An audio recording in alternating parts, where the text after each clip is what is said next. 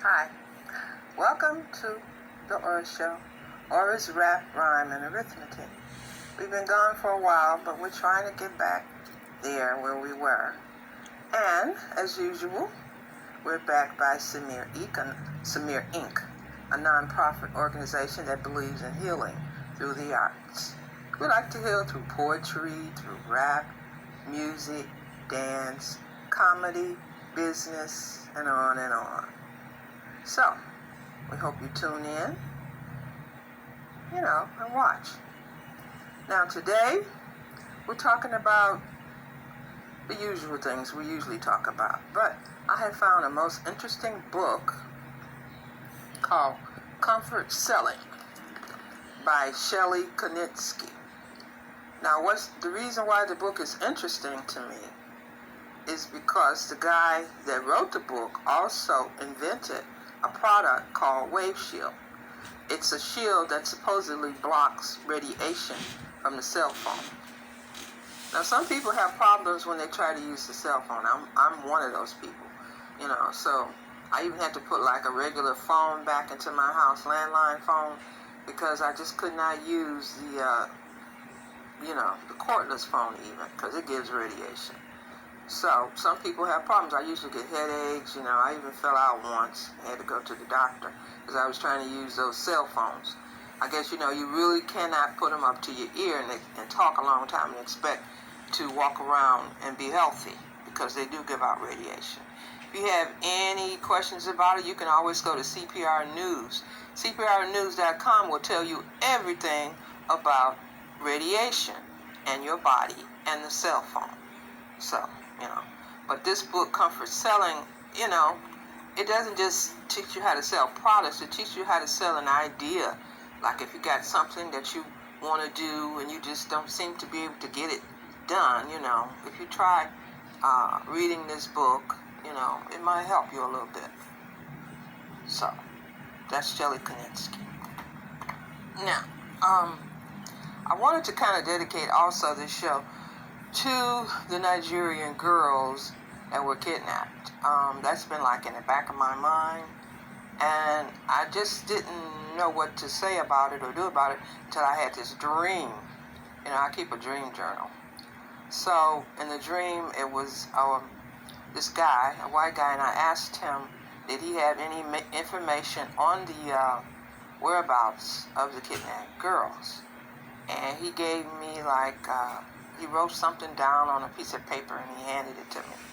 But of course by then I woke up, that's the way dreams usually are. So I was trying to go back in my mind and see exactly where he had taken the girls and where they were being held. Of course, it wasn't in English, it was in another language. But I did write a poem about the girls. And on the next show, I will say that poem because I'm going to have more poetry on the next show. But it's dedicated to the Nigerian girls. Now, speaking of poetry, some people come from families where molestation and physical violence, domestic violence sort of runs the family, but they're not aware of it because they haven't really tried for help. I mean, we all need help at some point, in our life. So we ask for that help, and we hope we get that help. I went to the Y for 2 years, and I got a lot of help. I mean, I was really helped out. So I suggest that you, unless you're just totally unaware, in denial that anything happened to you, then I guess you wouldn't go. But those that know, and they, the Y has a good program. That's the YWCA for women. So I think you should deal with that. Sometimes you wake up with nightmares. I used to have nightmares like crazy, but once I went to the Y program, the nightmares actually stopped. So, dealing with it is up to that person. That's their responsibility. Like we say in Samir, it was not your fault. You did the best you could. You survived. You were brave. Now, do something for yourself. Don't be in self-denial. And don't be the kind of person that does everything for everybody else and does nothing for themselves. That don't work either. You know, there's a point. Altruism, at some point, you got to stop and say, okay, I think it's time I deal with myself. Because I got a part in this, in my book that calls, I think it's a chapter, where it talks about, you know, being nice to yourself, doing things for yourself. Like, you know, when you're under stress, relaxing, you know, going for a walk in a safe area if you can. You know, sitting down, talking to friends, laughing, and go dancing or do some sports. But you do have to kind of unwind and stop blaming yourself. Okay? Because we're all human on this planet. Now, when I wrote my book, Aura the Ebony Princess, that was a while back. But you can get it at the library. And I kept a journal. That's how I started writing it, you know. I know a lot of religious people, and I was raised by a lot of religious people. 3 uncles, in fact. 3 of my uncles were preachers. And then when my mother and my stepfather divorced, we moved into a preacher's house. And it was a female, though. But she just happened to have this gift, you know. And so she saw the same kind of thing in me, and so she helped me. And that's how I became the way I am.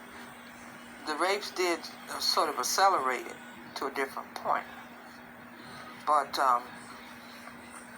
we all have our different beliefs. Nobody believes the same.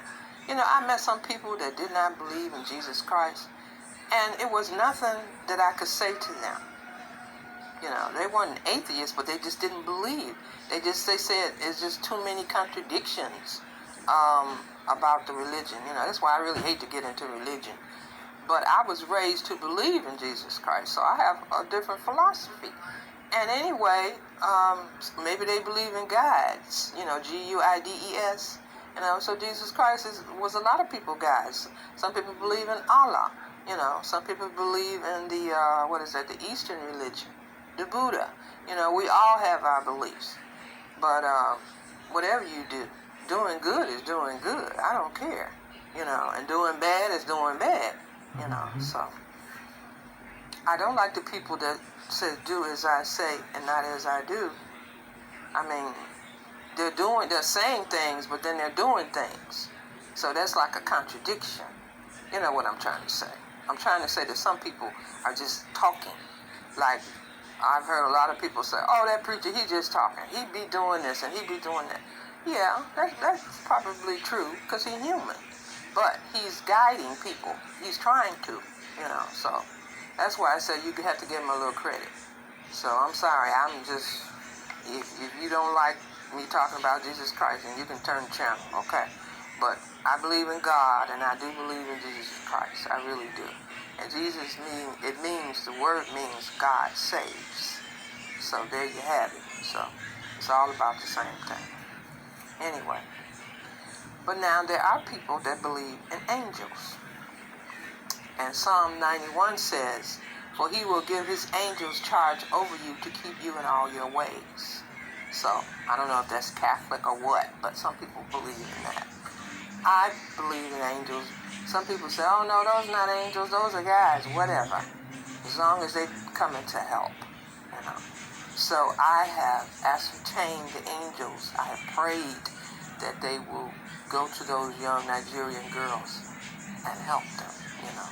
I'm asking the angels to go there, you know, and help those Nigerian girls because it wasn't their fault.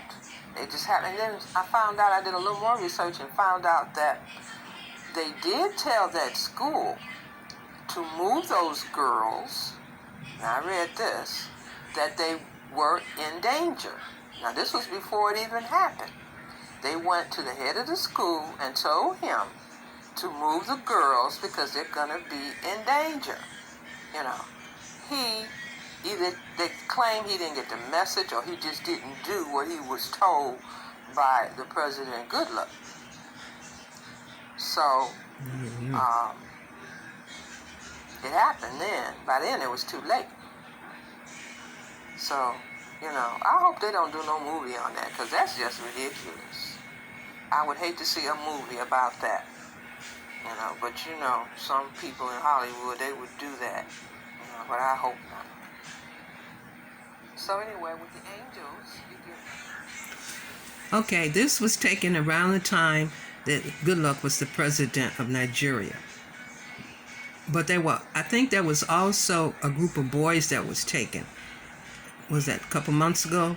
And then again, another group of girls that were taken. But right now we have the coronavirus, hitting everything, and people dying. So we always have time for prayer. And prayer is good for you. It makes you focus on something positive instead of negativity. So, I hope you enjoyed this little talk about what people be doing, and it's not good. And so until next time, please like and subscribe. And this is Zora Odiba. See you later.